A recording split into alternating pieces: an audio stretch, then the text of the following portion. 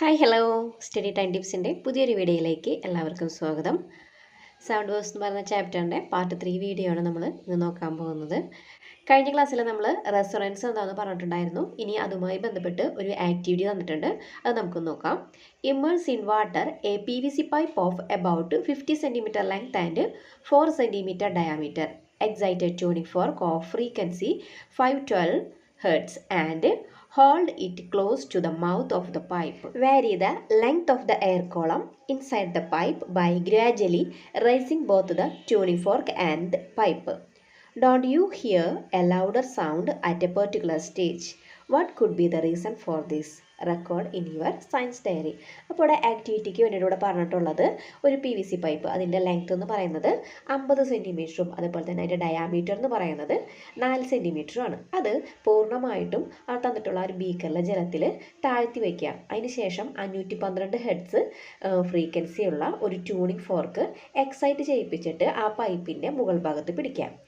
അപ്പോൾ tuning fork vibrate ചെയ്യുന്ന ശബ്ദം നമുക്ക് കേൾക്കാൻ സാധിക്കും. അതിനുശേഷം ഈ ഒരു എക്സ്പെരിമെൻറ്റ് റിപ്പീറ്റ് ചെയ്യാൻ പാടുണ്ട്. റിപ്പീറ്റ് ചെയ്യേണ്ടത് എങ്ങനെയാണ്? ആ ജലത്തിൽ മുക്കി വെച്ചിരിക്കുന്ന പൈപ്പിൻ്റെ നീളം മുകളിലേക്ക് ഉയർത്തിയിട്ട്, അപ്പോൾ ഉയർത്തുന്ന സമയത്ത് ജലം ഇല്ലാത്ത ഭാഗത്തെ ആ പൈപ്പിൻ്റെ ഉള്ളിൽ എയർ കോളായിരിക്കും. അപ്പോൾ ഈ എയർ കോളത്തിൻ്റെ ലെങ്ത് ഇൻക്രീസ് ചെയ്യിപ്പിച്ചിട്ട് ഈ എക്സ്പെരിമെൻറ്റ് റിപ്പീറ്റ് ചെയ്യാനാണ് പറഞ്ഞിട്ടുള്ളത്. ഒരു പ്രത്യേക സ്റ്റേജിലെത്തുന്ന സമയത്ത് ആ ഒരു പൈപ്പിൻ്റെ ഉള്ളിൽ നിന്ന് ലഭിക്കുന്ന ആ ഒരു ശബ്ദം വളരെ ഉച്ചത്തിലായിരിക്കും നമുക്ക് കേൾക്കാൻ സാധിക്കുന്നത്. അതിനുള്ള കാരണം എന്താണെന്നാണ് ചോദിച്ചിട്ടുള്ളത്. ഇതിൻ്റെ ആൻസർ നമുക്ക് നോക്കാം. It is because at that stage the natural frequency of the air column becomes equal to natural frequency of the tuning fork and the air columns vibrate with maximum amplitude. അപ്പോൾ ഇവിടെ പറയുന്നത് എന്താ? Air കോളത്തിൻ്റെ natural ഫ്രീക്വൻസിയും tuning fork vibrate ചെയ്യുന്ന natural ഫ്രീക്വൻസിയും equal ആയിരിക്കും. അതുകൊണ്ടാണ് ഒരു പ്രത്യേക സ്റ്റേജിലെത്തിയപ്പോൾ ശബ്ദം വളരെ ഉച്ചത്തിൽ കേൾക്കാൻ സാധിച്ചത്. ഇതിനെയാണ് നമ്മൾ റെസൊണൻസ് എന്ന് പറഞ്ഞിരുന്നത്, അല്ലേ? അപ്പോൾ ഏതൊരു വസ്തുവാണോ റെസൊണൻസിലായിരിക്കുന്നത് ആ വസ്തു മാക്സിമം ആംപ്ലിറ്റ്യൂഡിൽ വൈബ്രേറ്റ് ചെയ്യുന്നതായിരിക്കും. The air column and tuning fork are in resonance. അപ്പോൾ ഇവിടെ ആരൊക്കെ തമ്മിലാണ് റെസൊണൻസിൽ വരുന്നത്? എയർ കോളും ട്യൂണിംഗ് ഫോർക്കും റെസൊണൻസിലാണെന്ന് നമുക്ക് പറയാം. മനസ്സിലായിട്ടുണ്ടാകുമെന്ന് വിചാരിക്കണം. നമുക്ക് അടുത്തിലേക്ക് കടക്കാം. Applications of forced vibration and resonance. Forced വൈബ്രേഷനും റെസൊണൻസും പ്രയോജനപ്പെടുത്തുന്ന സിറ്റുവേഷൻസ് ആണ് ഇവിടെ തന്നിരിക്കുന്നത്. MRI സ്കാനിങ്ങിൽ ഉപയോഗിക്കുന്നു, അതുപോലെ റേഡിയോ ട്യൂണിങ്ങിലും ഉപയോഗിക്കുന്നു. In musical instruments like guitar, violin, Veena, harmonium, mridangam etcetera. അതായത് മ്യൂസിക്കൽ ഇൻസ്ട്രുമെൻറ്റ്സ് ആയിട്ടുള്ള ഗിറ്റാർ, വയലിൻ, വീണ, ഹാർമോണിയം, മൃദംഗം തുടങ്ങിയ ഉപകരണങ്ങളിലൊക്കെ ഉപയോഗിക്കുന്നു, അതായത് പ്രയോജനപ്പെടുത്തുന്നു. ഇത് Can you hear even the faintest sound of the heartbeat when you listen to it using a stethoscope? A stethoscope used to listen to even a feeble sound in the body utilizes forced vibration and resonance. തന്നിരിക്കുന്ന ചിത്രത്തിൽ 1.6a ഒരു കുട്ടി stethoscope ഉപയോഗിച്ചിട്ട് മറ്റൊരു കുട്ടിയുടെ ഹൃദയമിടിപ്പ് കേൾക്കുന്ന ഒരു പിക്ചറാണ് തന്നിട്ടുള്ളത്, അല്ലേ? അപ്പോൾ ഹൃദയമിടിപ്പിൻ്റെ നേരിയ ശബ്ദം പോലും സ്റ്റെതസ്കോപ്പ് ഉപയോഗിച്ചിട്ട് നമുക്ക് കേൾക്കാൻ വേണ്ടി പറ്റും. ഇവിടെ യൂസ് ചെയ്തിരിക്കുന്നത് റെസൊണൻസിൻ്റെയും അതുപോലെ തന്നെ ഫോഴ്സ്ഡ് വൈബ്രേഷൻ്റെയും ആപ്ലിക്കേഷനാണ്. ഇനി അടുത്ത് പറഞ്ഞിട്ടുള്ളത് in instruments like megaphone, horns and musical instruments such as trumpets and nagaswaram. അതേപോലെ ഇവിടെ എന്താ പറഞ്ഞിട്ടുള്ളത്? മെഗാഫോൺ, ഹോൺ, സംഗീത ഉപകരണങ്ങളായിട്ടുള്ള ട്രംപറ്റ്സും അതുപോലെ തന്നെ നാഗസ്വരം തുടങ്ങിയവകളിലൊക്കെ ഇത് പ്രയോജനപ്പെടുത്തിയിട്ടുണ്ടെന്ന്. അപ്പോൾ ഈ ഒരു ആപ്ലിക്കേഷൻ ഏതൊക്കെയാണെന്ന് പഠിച്ചു വെക്കണം കേട്ടോ. എക്സാമിന് ചോദിക്കാവുന്ന ഒരു ക്വസ്റ്റ്യൻ ആണ്. ഇനി നമുക്ക് അടുത്ത് നോക്കാം. The frequency of A simple pendulum is 1 Hz. What is it's period? അപ്പോൾ ചെറിയൊരു പ്രോബ്ലമാണ് തന്നിട്ടുള്ളത്. ഇവിടെ എന്താ തന്നിട്ടുള്ളത്? ഫ്രീക്വൻസി തന്നിട്ടുണ്ട്. നമുക്ക് എന്ത് കണ്ടുപിടിക്കണം? പീരീഡ് കണ്ടുപിടിക്കണം. ഇവിടെ ഫ്രീക്വൻസി F = 1 Hz തന്നിട്ടുണ്ട്. പീരീഡ് T ആണ് കണ്ടുപിടിക്കാനുള്ളത്. പീരീഡ് T കാണുന്ന ഇക്വേഷൻ എന്ന് പറയുന്നത് 1/f ആണ്. അപ്പോൾ ഇവിടെ F എന്ന് പറയുന്നത് 1 ആണ്. അപ്പോൾ നമുക്ക് ഇക്വേഷനിൽ സബ്സ്റ്റിറ്റ്യൂട്ട് ചെയ്യുമ്പോൾ 1/fൻ്റെ സ്ഥാനത്ത് 1 കൊടുക്കാം. അപ്പോൾ എന്ത് വരും ആൻസർ? 1 സെക്കൻഡ് ആണ് ഇവിടുത്തെ പീരീഡ് എന്ന് പറയുന്നത്. ഇനി നമുക്ക് നെക്സ്റ്റ് നോക്കാം. If a pendulum takes 0.5 seconds to complete one oscillation, what is its frequency? ഇവിടെ പറഞ്ഞിട്ടുള്ളത് ഒരു പെൻഡുലം ഒരു ഓസിലേഷൻ പൂർത്തിയാക്കാൻ വേണ്ടിയിട്ട് 0.5 സെക്കൻഡ് എടുക്കുന്നുവെങ്കിൽ അതിൻ്റെ ഫ്രീക്വൻസി കണ്ടുപിടിക്കാനാണ് പറഞ്ഞിട്ടുള്ളത്. ഇവിടെ തന്നിരിക്കുന്ന വാല്യൂസ് ഒക്കെ എഴുതാം. Period T = 0.5 second. Frequency F ആണ് കണ്ടുപിടിക്കാനുള്ളത്. ഫ്രീക്വൻസി കാണുന്ന ഇക്വേഷൻ എന്ന് പറഞ്ഞിട്ടുണ്ടെങ്കിൽ 1/T ആണ്. ഇക്വേഷനിൽ സബ്സ്റ്റിറ്റ്യൂട്ട് ചെയ്യുമ്പോൾ 1/Tയുടെ സ്ഥാനത്ത് 0.5 കൊടുക്കാം.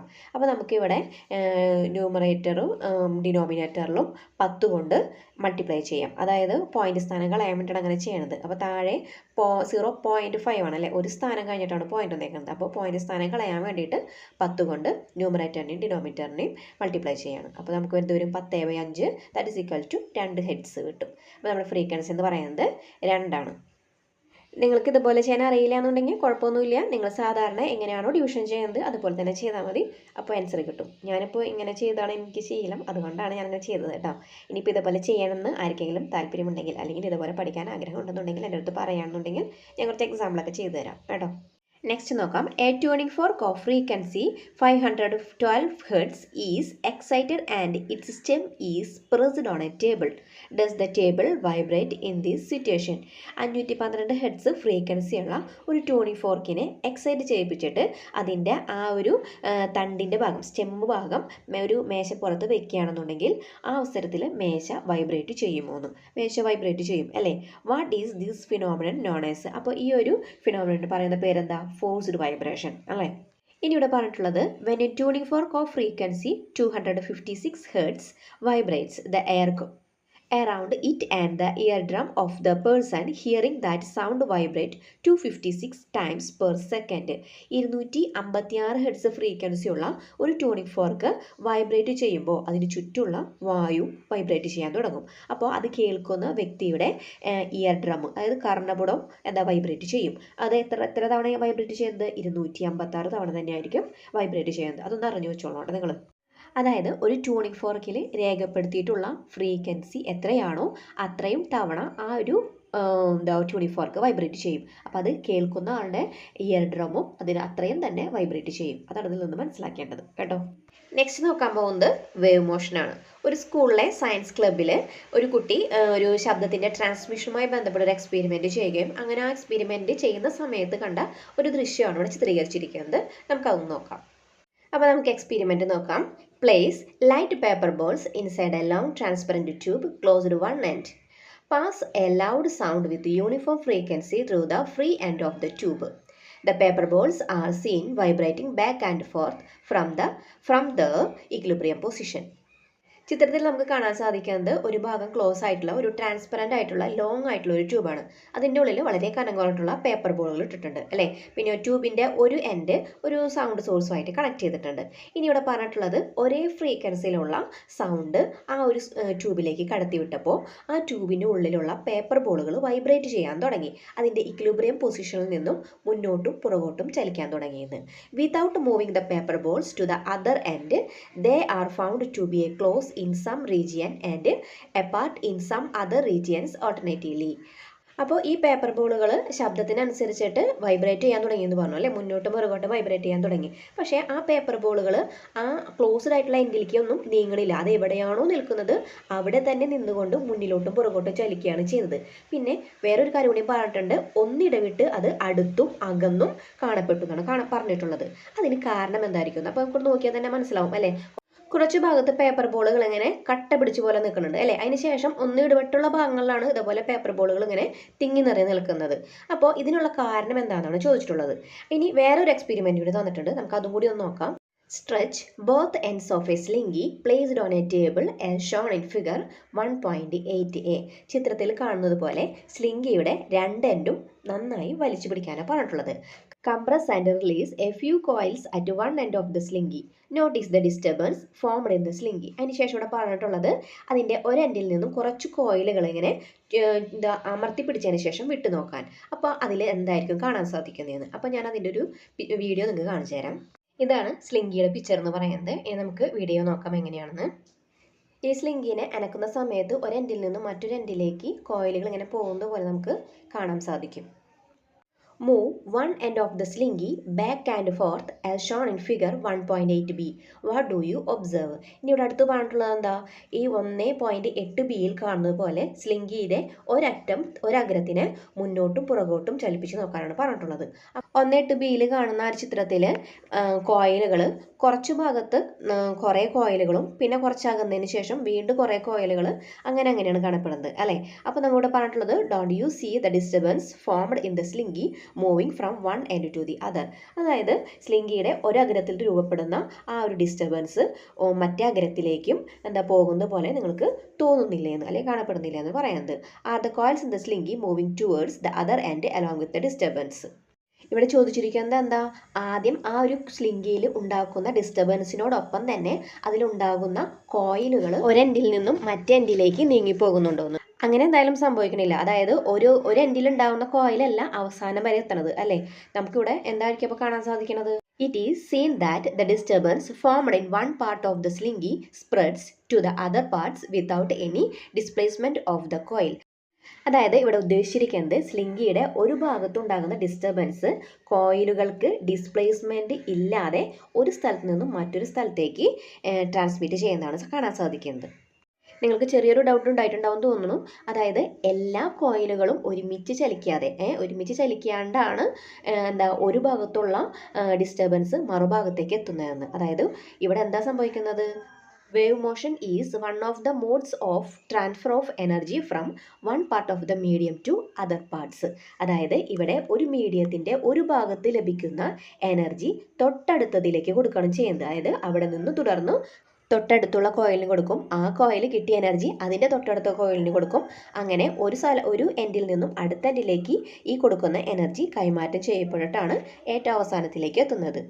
അപ്പോൾ ഇവിടെ വേവ് മോഷൻ എന്താണെന്ന് പറഞ്ഞിട്ടുണ്ട്. അതായത് ഒരു മീഡിയത്തിൻ്റെ ഒരു ഭാഗത്ത് ലഭിക്കുന്ന എനർജി മറ്റു ഭാഗങ്ങളിലേക്ക് എത്തിക്കാനുള്ള മാർഗങ്ങളിൽ ഒന്നാണ് വേവ് മോഷൻ എന്ന് പറയുന്നത്. ഇനി നിങ്ങളടുത്ത് വേവ് മോഷൻ്റെ ഡെഫിനേഷനാണ് ചോദിക്കുന്നതെങ്കിൽ നിങ്ങൾ എന്ത് പറയണം, the continuous propagation of energy from one part to the other parts through oscillation is called wave motion. അതായത് വേവ് മോഷൻ എന്ന് പറഞ്ഞിട്ടുണ്ടെങ്കിൽ ഒരു ഭാഗത്ത് ലഭിക്കുന്ന എനർജി മറ്റു ഭാഗങ്ങളിലേക്ക് ഓസിലേഷനിലൂടെ തുടർച്ചയായിട്ട് ട്രാൻസ്ഫർ ചെയ്യുന്നതിനെയാണ് പറയുന്നത് വേവ് മോഷൻ എന്ന് പറയുന്നത്.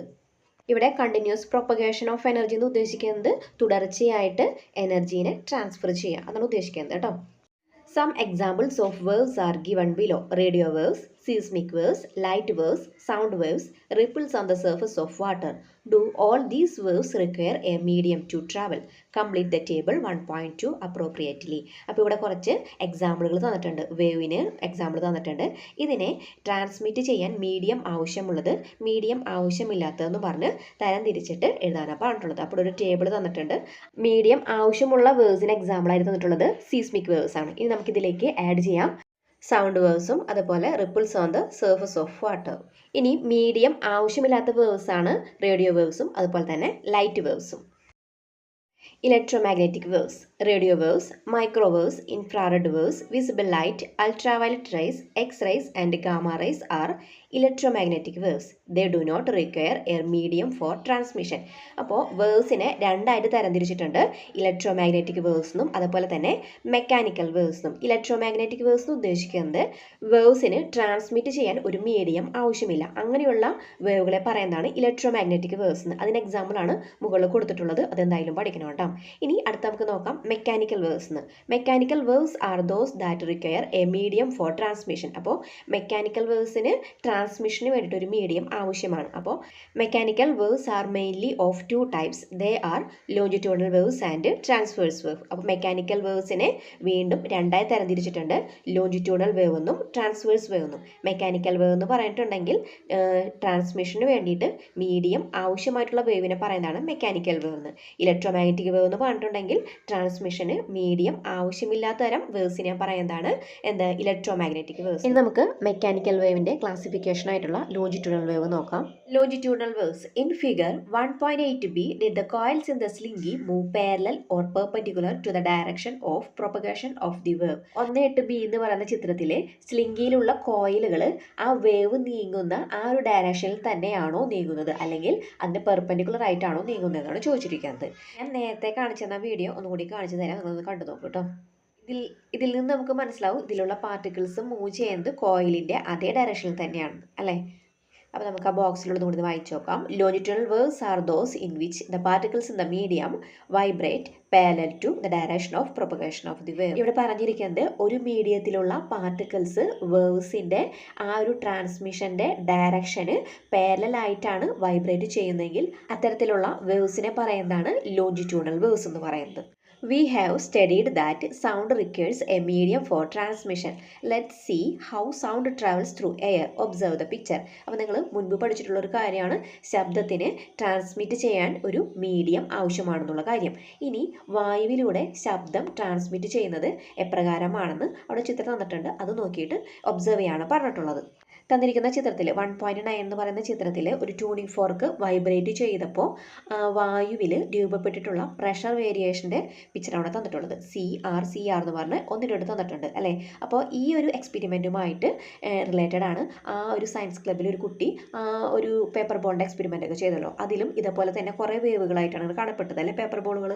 അതിൽ ഒന്നിടവിട്ട് പേപ്പർ ബോളുകൾ ഇങ്ങനെ തിങ്ങി നിറഞ്ഞ് കാണപ്പെട്ടു. അതേപോലെ തന്നെ സ്ലിങ്കിയിൽ വലയങ്ങൾ ഉണ്ടായ സമയത്തും അതായത് 1.8B എന്ന് പറഞ്ഞ ആ ഒരു എക്സ്പെരിമെൻ്റ് സമയത്തും ഇതുപോലെയുള്ള കോയിലുകൾ അടുത്തും പിന്നെ കുറച്ചകന്നും പിന്നെ അകത്തും കാണപ്പെട്ടിരുന്നു അല്ലേ. അപ്പോൾ അതിനെല്ലാം ഉത്തരവാണ് നമ്മളിപ്പോൾ ഈ പറയാൻ പോകുന്നത് കേട്ടോ. In figure 1.9 as the prong of the tuning fork moves from the equilibrium position to a side A, the air pressure on that side increase or decrease. 1.9 എന്ന് പറയുന്ന ചിത്രം നമ്മൾ കണ്ടു അല്ലെ. ട്യൂണിംഗ് ഫോർക്ക് വൈബ്രേറ്റ് ചെയ്യുന്ന പിക്ചറാണ് തന്നിട്ടുള്ളത്. അതുമായി ബന്ധപ്പെട്ടുള്ള ക്വസ്റ്റ്യനോട് തന്നിട്ടുള്ളത് ആ ട്യൂണിംഗ് ഫോർക്കിൻ്റെ ഒരു സൈഡ് അതിൻ്റെ ഇക്വിലിബ്രിയം പൊസിഷനിൽ നിന്നും ചലിക്കുമ്പോൾ ആ ഒരു ഭാഗത്തുണ്ടാകുന്ന പ്രഷർ എങ്ങനെയായിരിക്കും എന്നോട് ചോദിച്ചിട്ടുള്ളത്. കൂടുതലായിരിക്കുമോ കുറവായിരിക്കുമോ എന്നാണ് ചോദിച്ചിട്ടുള്ളത്. ട്യൂണിംഗ് ഫോർക്കിൽ റെഡ് ഇങ്ങോട്ട് അടയാളപ്പെടുത്തിയിരിക്കുന്ന ഭാഗമാണ് ട്യൂണിംഗ് ഫോർക്കിൻ്റെ ഇക്വിലിബ്രിയം പൊസിഷൻ എന്ന് പറയുന്നത്. അത് വൈബ്രേറ്റ് ചെയ്യുന്നത് എ എന്ന് പറയുന്ന ഭാഗത്തേക്ക് വൈബ്രേറ്റ് ചെയ്യുമ്പോൾ ആ ഭാഗത്തുള്ള പ്രഷർ എങ്ങനെയായിരിക്കും എന്നാണ് ചോദിച്ചിരിക്കുന്നത്. ട്യൂണിംഗ് ഫോർക്കിൻ്റെ എല്ലാ ഭാഗത്തും എയർ പാർട്ടിക്കിൾസ് ഉണ്ടാവും അല്ലേ. അപ്പോൾ ട്യൂണിംഗ് ഫോർക്ക് വൈബ്രേറ്റ് ചെയ്യുന്ന സമയത്ത് ഇവിടെ പറഞ്ഞിട്ടുള്ളത് എ എന്നുള്ള പറഞ്ഞ ഭാഗത്തെ പ്രഷർ എങ്ങനെയായിരിക്കും എന്നാണ് ചോദിച്ചിരിക്കുന്നത്. അപ്പോൾ ട്യൂണിംഗ് ഫോർക്ക് എ എന്ന് പറയുന്ന ഭാഗത്തേക്ക് നീങ്ങുമ്പോൾ ആ ഭാഗത്തുള്ള എയർ പാർട്ടിക്കിൾസ് എല്ലാം കൂടിയിട്ട് ഒരുമിച്ച് ഒരു സൈഡിലേക്ക് തള്ളപ്പെടുകയാണ് ചെയ്യുന്നത് അല്ലേ. എ എന്ന് പറയുന്ന ഭാഗത്തേക്ക് ഇങ്ങനെ തള്ളി നിൽക്കും. അപ്പോൾ അവിടെ ഉണ്ടായിരുന്ന എല്ലാ പാർട്ടിക്കിൾസും ഇങ്ങനെ തിങ്ങി നിറഞ്ഞ് നിൽക്കുന്നത് കൊണ്ട് ആ ഭാഗത്ത് പ്രഷർ വളരെ കൂടുതലായിരിക്കും. അപ്പോൾ ഇതിൻ്റെ ആൻസർ എന്താ വരും? ഇൻക്രീസ് ആണ് വരുന്നത്. What about the air pressure on side A when the same prong moves to the side B. അപ്പോൾ ഇവിടെ പറഞ്ഞിട്ടുള്ളത് സെയിം പ്രോങ് തന്നെ ബി എന്ന് പറയുന്ന വശത്തേക്ക് ചലിക്കുകയാണെന്നുണ്ടെങ്കിൽ എ എന്ന് പറയുന്ന വശത്തുള്ള പ്രഷർ എങ്ങനെയായിരിക്കും? അപ്പോൾ എ എന്ന് പറയുന്ന ഭാഗത്തുള്ള പ്രഷർ അപ്പോൾ എങ്ങനെയായിരിക്കും? ഡിക്രീസ് ആയിരിക്കും. ഈ സെയിം പ്രോങ് തന്നെ എയിലേക്ക് പോയ സമയത്ത് അവിടെയുള്ള എയർ പാർട്ടിക്കിൾസിനെല്ലാം അത് എ എന്ന് പറയുന്ന ഭാഗത്തേക്ക് തള്ളി നീക്കി അല്ലേ. അത് പെട്ടെന്ന് ബിയിലേക്ക് വന്ന സമയത്ത് അവിടെ ഒരു സ്പേസ് ക്രിയേറ്റ് ചെയ്യുകയാണ് ചെയ്യുന്നത്. അപ്പോൾ അവിടെയുള്ള എയർ പാർട്ടിക്കിൾസ് പരസ്പരം അകന്നായിരിക്കും നിൽക്കുന്നുണ്ടാവുക. അപ്പോൾ അത്രയും സ്പേസ് അവിടെ ഉള്ളത് കൊണ്ട് തന്നെ അവിടെയുള്ള പ്രഷർ വളരെ കുറവായിരിക്കും. When the prongs of the tuning fork vibrate continuously are in regions of high and low pressure formed intermittently in the air. അതായത് ഈ പ്രോങ്സ് ട്യൂണിംഗ് ഫോർക്കിൻ്റെ പ്രോങ്സ് തുടർച്ചയായിട്ട് വൈബ്രേറ്റ് ചെയ്യുമ്പോൾ എയർ പ്രഷർ കൂടിയും കുറഞ്ഞതുമായിട്ടുള്ള റീജിയനുകൾ ഉണ്ടാകും അല്ലേ. നമ്മളിപ്പോൾ തന്നെ പറഞ്ഞിട്ടുണ്ടായിരുന്നു 1.9 എന്ന് പറയുന്ന പിക്ചറിൽ ട്യൂണിംഗ് ഫോർക്ക് വൈബ്രേറ്റ് ചെയ്യുമ്പോൾ CR എന്ന് പറഞ്ഞ കുറച്ച് ഭാഗങ്ങൾ തന്നിട്ടുണ്ട്. അതിൽ സി എന്ന് പറയുന്ന ഭാഗം പ്രഷർ കൂടിയ ഭാഗവും ആർ എന്ന് പറയുന്ന ഭാഗം പ്രഷർ കുറഞ്ഞ ഭാഗമാണ്. അപ്പോൾ ഇവിടെ പറഞ്ഞിട്ടുണ്ട് സ്ലിങ്കിയിൽ ഉണ്ടായിട്ടുള്ള വേവ്സും അതേപോലെ തന്നെ ട്യൂണിംഗ് ഫോർക്കിൽ നിന്നും ഉണ്ടായിട്ടുള്ള വേവ്സും കമ്പയർ ചെയ്യാൻ പറഞ്ഞിട്ടുണ്ട്. അപ്പോൾ സ്ലിങ്കിൽ ഉണ്ടായിട്ടുള്ളതും ട്യൂണിംഗ് ഫോർക്ക് വൈബ്രേറ്റ് ചെയ്യുമ്പോൾ ഉണ്ടായിട്ടുള്ളതും ഇതുപോലുള്ള വേവ്സ് തന്നെയായിരുന്നു അല്ലേ. അതായത് പ്രഷർ കൂടിയ ഭാഗത്ത് കൂടുതൽ കോയിൽസ് ഉണ്ടായി, അതുപോലെ തന്നെ പ്രഷർ കുറഞ്ഞ ഭാഗത്ത് കുറവ് കോയിൽസാണ് ഉണ്ടായത്. Sound from a source creates continuous and regular pressure variations in the air. ഒരു സോഴ്സിൽ നിന്നും പുറപ്പെടുന്ന ശബ്ദം വായുവിൽ തുടർച്ചയായും അതേപോലെ തന്നെ ക്രമമായിട്ടും പ്രഷർ വേരിയേഷൻസ് ഉണ്ടാക്കുന്നുണ്ടെന്ന്. A region of high pressure is created where distance between the air molecules decreases. Such regions are called compressions.